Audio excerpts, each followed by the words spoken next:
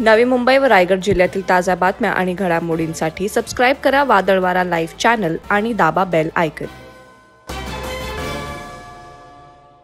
नवी मुंबईमध्ये एक रक्तरंजित थरार घडलाय। नवी मुंबईमधील जुहू गाव येथे असलेल्या किनारा बारच्या वेटरवर अज्ञात हल्लेखोरानं प्राणघातक हल्ला केला।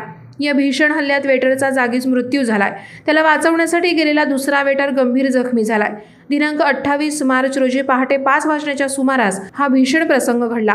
हा वेटर आपली ड्युटी संपल्यानंतर घरी जाण्यासाठी बॅग घेऊन निघाला होता। बॅगमध्ये काही पैसे असतील आणि ते पैसे चोरण्याच्या उद्देशानं हा हल्ला करण्यात आल्याची प्राथमिक माहिती मिळत आहे। हल्लेखोरांना वेटरवर चाकूने वार केले होते, त्यामुळे घटनास्थळी रक्ताचा अक्षरशः सडा पडला होता। या प्रकरणाचा पोलीस तपास करत असून लवकरच आरोपी पकडतील अशी माहिती पोलीस उपायुक्त पंकज डहाणे यांनी दिली।